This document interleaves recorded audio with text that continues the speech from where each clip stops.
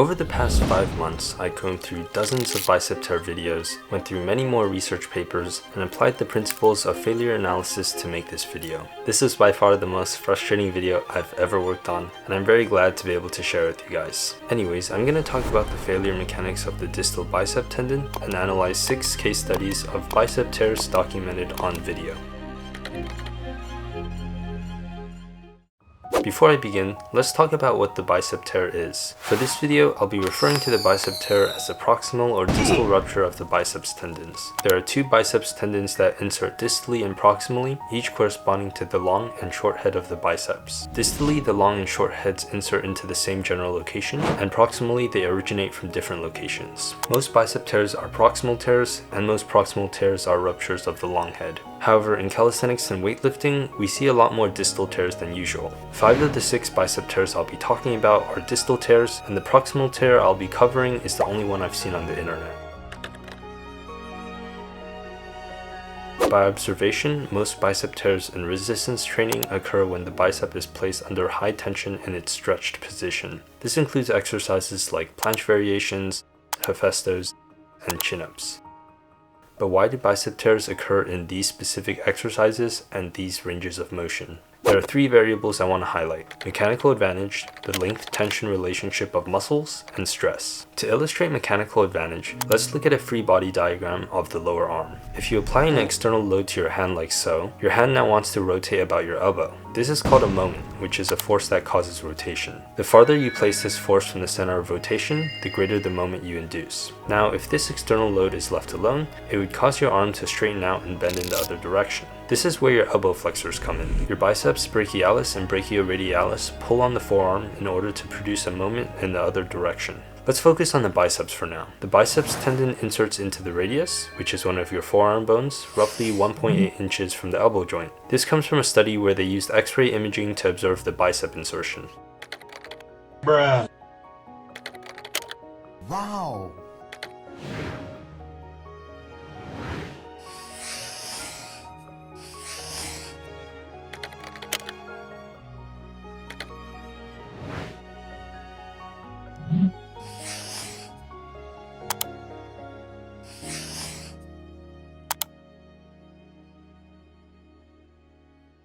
A portion of the distal bicep tendon also branches off into the bicipital aponeurosis, which helps reduce stress in the bulk of the tendon. But for this video, I'm going to pretend this guy doesn't exist. Now, if you apply a 10-pound load to your hand in the following orientation, and assuming your hand is 12 inches away from your elbow, how much force would your biceps need to produce in order to prevent elbow extension? I'll give you 5 seconds to guess.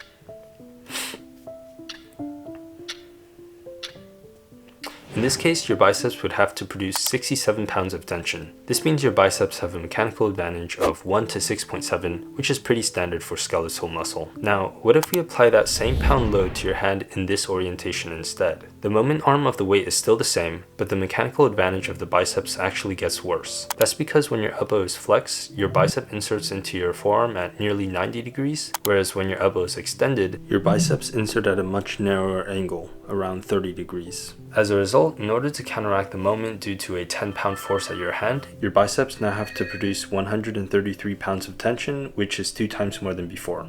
Just by straightening your arm, the mechanical advantage of your biceps goes from 1 to 6.7 to 1 to 13.3. Now, in this analysis, we are neglecting the brachialis and brachioradialis, so these force values aren't very accurate. This is more of an exercise to explain the concept of mechanical advantage and how it changes at different joint angles. Now that we've talked about mechanical advantage, let's move on to the next topic of interest, the length-tension relationship of a muscle. When considering active muscle tension, empirically we see that muscles are strongest at their resting length. In the case of the bicep and other elbow flexors, that would probably be around here. As you move away from that resting length, your biceps' ability to produce active tension decreases. So in a straight arm position, your biceps probably can't produce that much active tension. However, in addition to active muscle tension, we should also consider passive tension. Active tension is caused by voluntary contraction of the muscle, whereas passive tension is an elastic behavior caused by stretching of the muscle, kind of like a rubber band. In calisthenics, passive tension is very important in isometric exercises that stretch out the bicep, such as the back lever. However, passive tension is also significant in dynamic movements such as chin-ups. This is because the fast stretch and contraction at the bottom range of motion allows for rapid energy storage and release via the connective tissues, kind of like a spring. Now, how do the combination of active and passive tension affect a straight arm element like the supinated planche? There's a lot of complexity that factors into this question.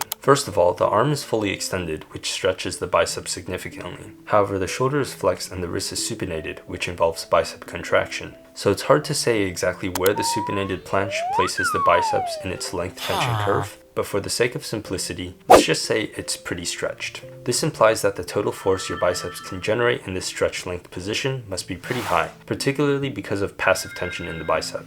At this point, we've established two things. First, the bicep has a poor mechanical advantage in the straight arm position. Second, the bicep can produce a large amount of force in the straight arm position. Lastly, to understand the mechanics of the bicep tear, we need to understand the concept of stress. Stress is basically a measure of force concentration. For example, if you apply 100 newtons of tension to a rope with a radius of 5 centimeters, the stress in the rope will be equal to the applied tension divided by the area. In this example, the stress in the rope is 13 kilopascals. This is an example of pure normal stress, where the direction of an applied stress is perpendicular to the plane that you're analyzing the stress. The other type of stress that can cause mechanical failure is called shear stress. Shear stress is when a body experiences two equal and opposite forces that cause shape deformation. One of the most commonly shown examples of shear stress is a deck of cards. When you slide the top card, the cards beneath also slide in that direction. This is because friction acts in a shearing direction as each card slides past the card under it. Shear stress is a common failure mode in engineering because many materials fail at lower shear stresses than they do normal stresses. At this point, if you're not a STEM major, you may want to skip this section of the video for the sake of your mental health.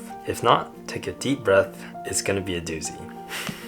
Having defined the concept of stress, let's apply this to the bicep tear, specifically the distal bicep tear. When I first approached this problem, I considered three ways we can visualize the mechanics of this injury. First is a uniform distribution of tensile stress. In this case, the stress in the bicep tendon is the same throughout its cross-section. Basically, what this means is that the stress in any part of the tendon is equal to the applied tension divided by the tendon area.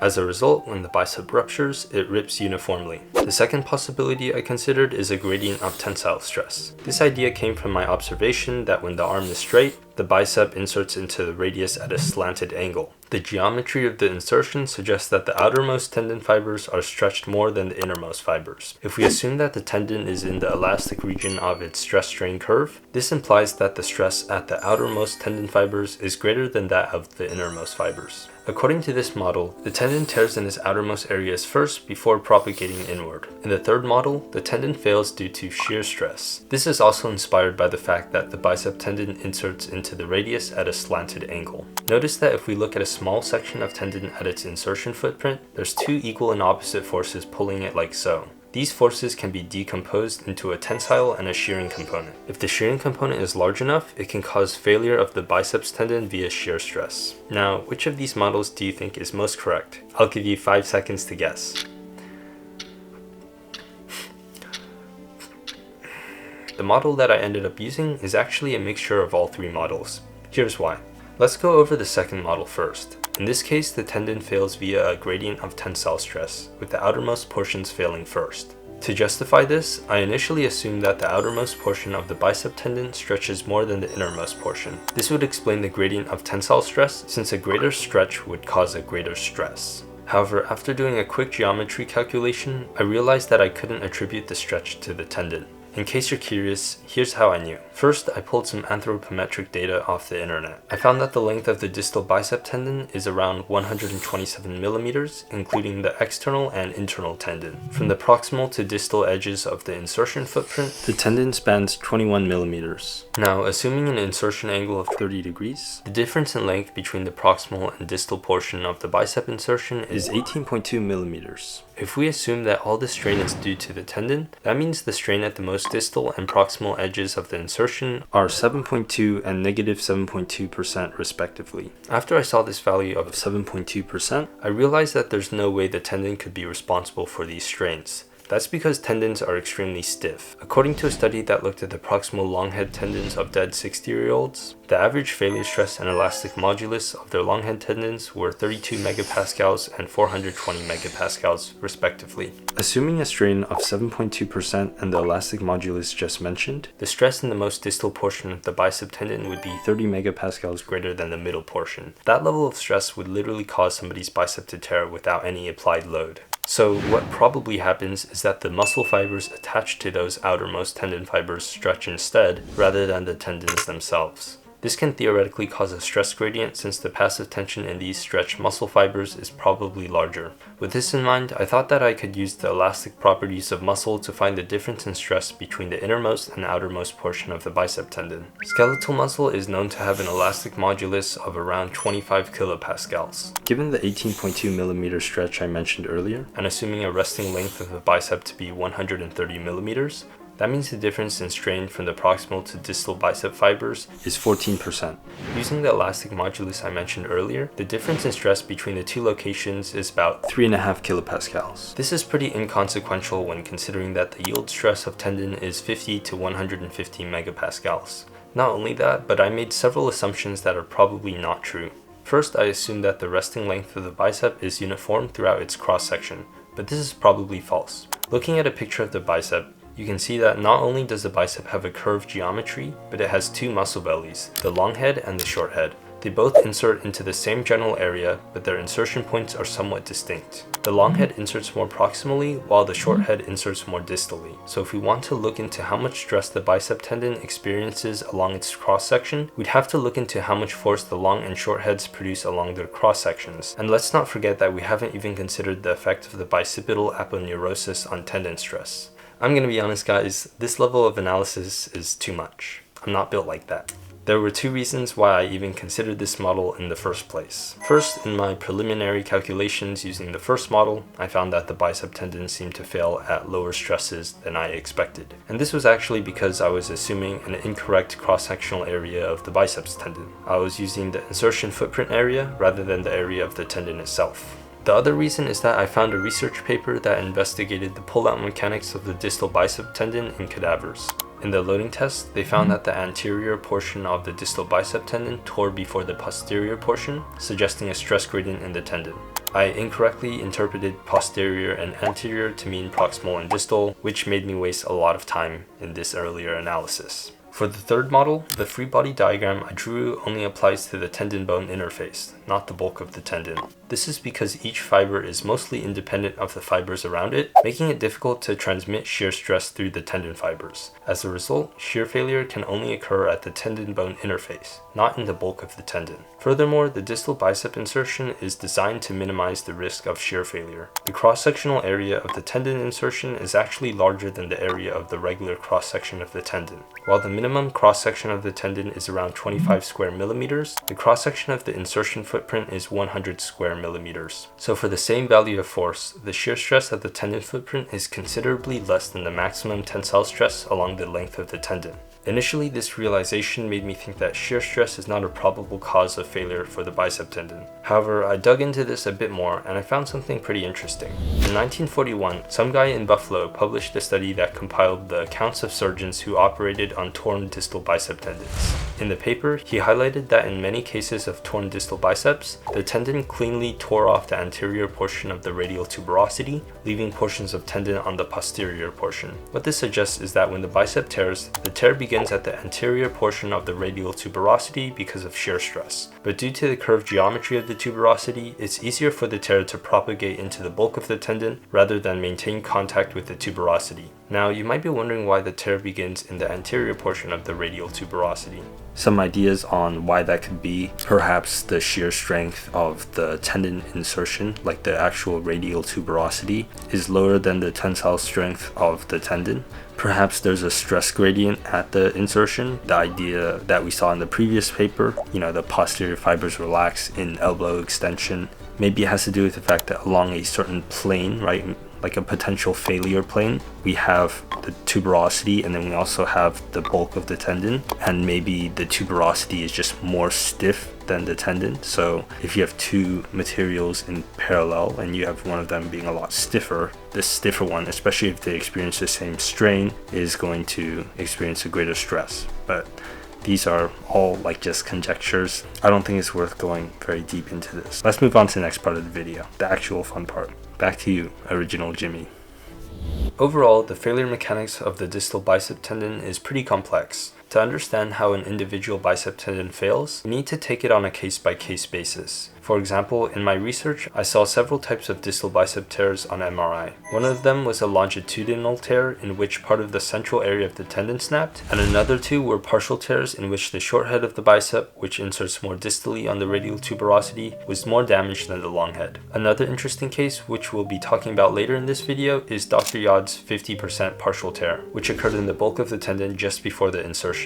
It's also important to consider that the mechanics of this injury can be context-specific. The MRI of a normal person's bicep tear might not look the same as the MRI of a calisthenics athlete, and the MRIs of two calisthenics athletes might show different tearing mechanics as well. Not only that, but there's the added challenge of interpreting MRI data. The resolution and precision of these images aren't very high, and if there's any fluid and inflammation in the area, the image clarity degrades a lot. This makes it hard to accurately map the geometry of tendon tears. Okay, now that we've gone over the mechanics of how the bicep tears, let's go over 6 cases of bicep tears documented on video. The first case is a double rupture of both biceps tendons in a preacher curl 1 rep max attempt. In this video, our subject completely tore both of his distal bicep tendons while attempting to curl 135 pounds. His left bicep tore near the end of the eccentric, and due to the setup of the preacher curl, all the weight suddenly transferred to his right arm, causing the right bicep to fail as well. Before this attempt, he successfully curled several lighter weights, ranging from 45 pounds to 130 pounds. Okay, now let's look at the forces in his bicep. In this video, his arms were basically straight at the moment of his bicep tear. His elbows were supported on a roughly 70-degree incline, and the weight had some amount of angular acceleration. There are 2 ways we can analyze this exercise. The first is a static case. Here we're assuming that at the moment of the tear, the angular acceleration of his elbow is negligible. The second case is the dynamic case, where we account for the angular acceleration of his elbow. Let's start with the static case. With this approach, the sum of moments acting about his elbow must add to 0. Now we need some body measurements. Here are my assumptions. A hand to elbow distance of 12 inches, a bicep tendon insertion of 1.8 inches below the elbow at a 30-degree angle, and the bicep accounts for 1/3 of the moment about the elbow. This last assumption is important because there are 3 elbow flexors that can resist the moment about the elbow: the biceps, brachialis, and brachioradialis. The brachialis is known as the strongest elbow flexor due to its singular function and large cross-sectional area. I'm assuming this muscle contributes the most to elbow flexion out of the 3.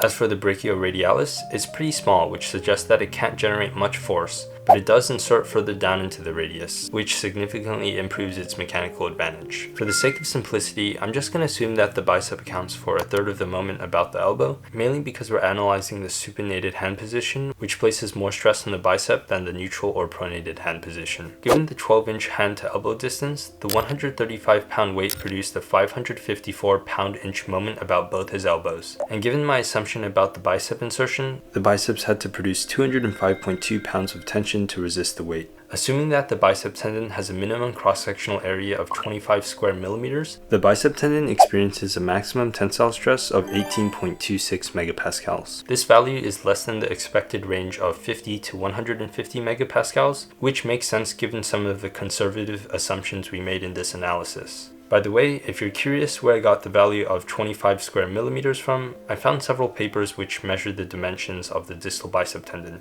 One of them was a UBC study that measured the distal biceps tendon using ultrasound in young males, young females, and old males. The young males had an average cross-sectional area of 23 square millimeters. From the research I've seen, resistance training doesn't seem to have a significant effect on the cross-sectional area of a tendon, only the stiffness. So I decided to assume that the distal bicep tendon CSA is 25 square millimeters for everyone in this video. Now that we've talked about the static case, let's talk about the dynamic case. Here we can solve the problem using the same equation, but on the right hand side we need a new term, I times alpha. I is the mass moment of inertia of the weight and forearm, and alpha is the angular acceleration of the elbow. To find the mass moment of inertia of the barbell, weights, and forearm, I assumed that they were all cylinders and substituted their weights and dimensions into the equation 1/2 mr squared plus md squared. To find the angular acceleration of the elbow, I approximated its angle using a cosine function. Our subject went from 120 degrees to 0 degrees flexion in 1.2 seconds. So using this model, his maximum angular acceleration was about 5.5 radians per second squared. I would say this is a pretty conservative value because it's possible that his angular acceleration spiked even higher in the bottom position.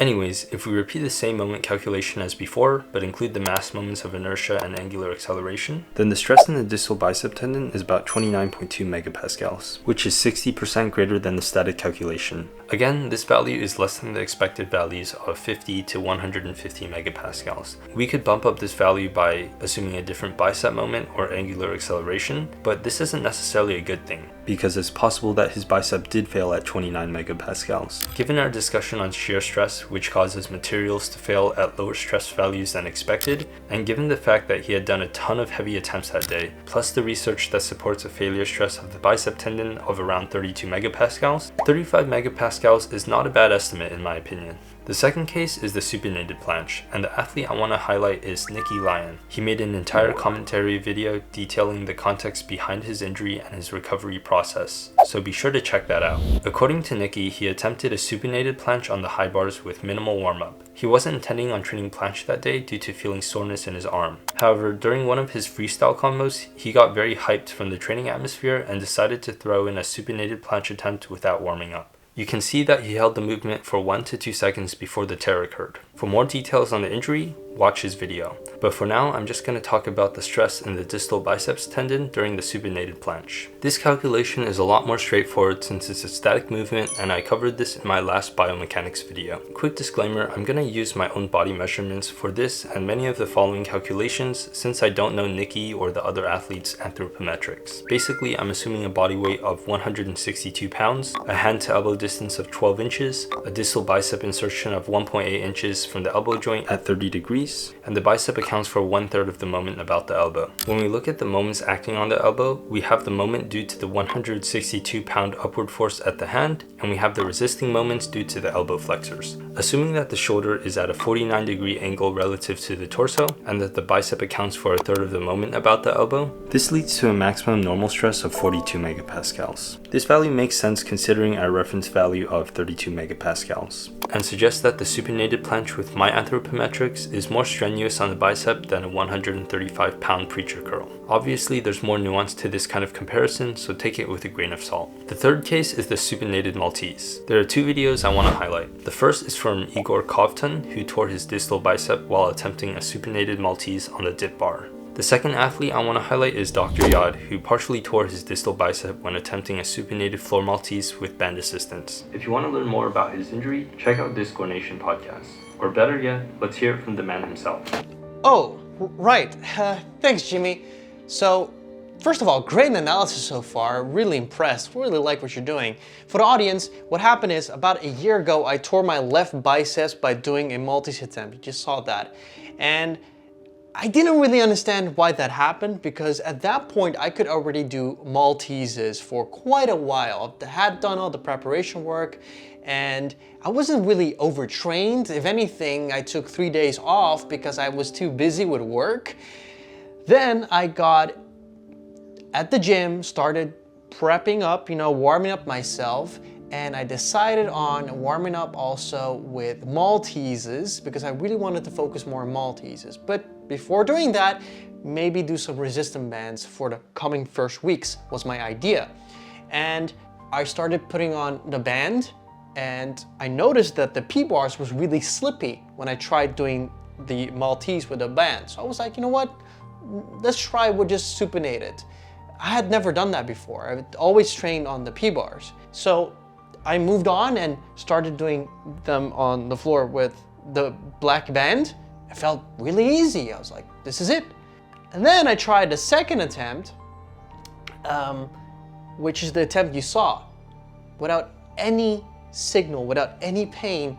It just bolted up, hurt, 50% tear near the insert, in the middle, no surgery required because there was no retraction, and now I'm pretty much back. I haven't done malteses. I probably won't do any malteses because it's just too scary. This is the other bicep, by the way. Anyway, Jimmy, back to you. I'm really curious about what you're about to say. Anyways, let's get to the math. The calculation I did is basically the same as the supinated planche. Once again, I assumed my own anthropometrics, the main difference here being that the lever arm of the load applied at my hand increased. Assuming that the bicep accounts for a third of the moment about the elbow, the maximum tensile stress in the distal bicep tendon is 64 megapascals, which is 50% greater than the supinated planche. For Dr. Yaad's case, I found out that he's 168 centimeters tall and weighs 62 kilograms. Assuming his bicep insertion and hand to elbow distance can be found using the ratio of his and my height, and assuming his band alleviated 40 pounds of weight, the stress in his bicep would have been 38 megapascals. This sheds light into why Dr. Yaad tore his bicep in a quote-unquote easier progression. Clearly, the stress on his bicep tendon was significant despite the measures he took to reduce his injury risk. The fourth case is the Van Gelder. I wasn't able to find the name of this athlete, so please comment below if you know him. In this clip, the athlete tore his distal bicep at the bottom of a Van Gelder. There isn't much context for this injury, so let's jump straight into the analysis. The dynamics of this problem might seem a bit complex at first, but there are some assumptions that help simplify the math.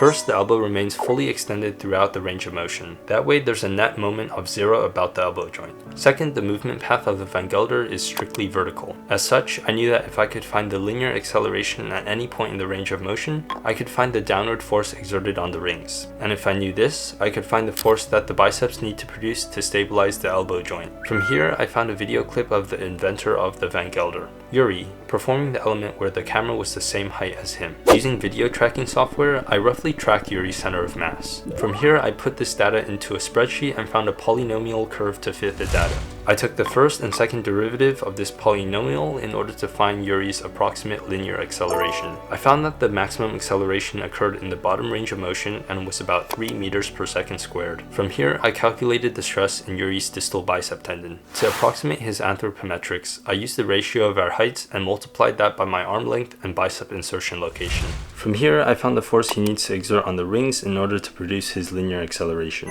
Then I did a simple moment balance, assuming a 3 meter per second squared acceleration and a shoulder extension angle of 30 degrees in the bottom range of motion. This yielded a maximum tensile stress of 62 megapascals. To scale this up to my body, I simply assumed that my angular acceleration is the same as Yuri's. So as a result, my linear acceleration is slightly larger, about 3.3 meters per second squared. Doing the same calculation as before, I found that the stress in my distal bicep tendon would be 74.4 megapascals. And just as a disclaimer, this value is highly dependent on how fast you perform the Van Gelder, since that affects your linear acceleration. And another disclaimer, this exercise is not only highly stressful on the distal biceps, but also the proximal biceps due to the large amount of shoulder extension. Viktor Kamenov tore the long head of his biceps doing a similar exercise called the Zanetti, where you pause at the bottom before pushing back into a maltese. Unfortunately, Kamenov didn't record it, so I decided not to go into depth about it in this video. The fifth case is the hefesto / supinated back lever. The athlete I want to highlight here is Vitaly Feshuk, who's the only person I've seen on video to tear the long head of his bicep. Several things to note here. First, he tore it in the bottom range of motion when the arm was about to straighten out. And second, he tore his bicep on the third repetition of this exercise. This is interesting to me because it shows how bicep tears can happen even at submaximal intensities. Obviously, the intensity still has to be pretty high, but a lot of people underestimate the intensity of their training. For example, if you max out on 10 reps on an exercise, that's still approximately 75% of your 1RM. Or if you do a 5-second max out hold on an isometric, that's about 95% of your 1RM. So keep that in mind when you're training so that you can reduce your injury risk. For this exercise, I assumed that Vitaly's angular acceleration was pretty small so I could do a simple statics calculation. To calculate the stress in Vitaly's bicep tendon, I did the same thing as my previous calculation where I scaled Yaad's and Yuri's anthropometrics based on the ratio of our heights. At the moment of Vitaly's tear, his shoulders were at 30-degree extension and his torso was flat. Using this, I found that the distal bicep tendon stress was 68 megapascals. But what about the stress in the proximal tendon of the long head though? To find this, we need to know the area of this tendon. Here's a study that looked at 7 cadavers with a mean age of 67 years old. The the minimum cross-section of the tendon was about 11 square millimeters. This area is probably smaller than that of a young athlete, so let's try to account for that. In the previous study that I used to approximate the area of the distal bicep tendons, young males had about 15% greater distal bicep tendon than old males. So if we apply that same percentage, the new CSA of the long head tendon is 12.65 square millimeters. And since Vitaly is a size monster, I'm going to multiply that by the ratio of his and my height. So that gives him a minimum CSA of 12.95 square millimeters. If we assume that the total tension in the bicep is split up evenly between the two heads, then the maximum tensile stress in the long head is 66 megapascals, which is basically the same as the stress in the distal bicep tendon. Quick question, if the distal and proximal bicep tendons experience the same stress, then why did the proximal bicep tear in this case? Well, the long head of the bicep wraps around the head of the humerus, and when you extend the shoulder, you stretch out the long head, which likely adds additional stress to the tendon. Also, a small error on my part, I forgot to scale Vitaly's distal bicep tendon area, but if I did that, the distal bicep tendon stress would be 66.5 megapascals, which is still in the same ballpark. Now, I'm not going to cover the dynamic case in this video for two main reasons. First, I'm going to show the dynamic approach to multi-joint rotational analysis in the next exercise, the chin-up. So if I wanted to apply it to this exercise, it's definitely doable, but I don't think it's worth the investment, given how long this video already is. Just know that the stress in the dynamic hefesto calculation would be greater than the static case. For our final case study, we have the chin-up. The athlete I'd like to highlight here is Matthew Zlat, who tore his distal bicep doing a chin-up with 97.5 kilograms. In a podcast with Dr. Yaad, he mentioned that some potential causes for his tear were the fact that he was training a high volume chin-up cycle, which might have degraded his tendon, and he wasn't fully locking out his elbow, which might have placed unnecessary load on his bicep. Okay, let's do the analysis now, but I need to preface with a quick disclaimer. This problem was the hardest out of all 6 exercises for me, and I don't know if all my assumptions were valid, so feel free to check my work and offer advice.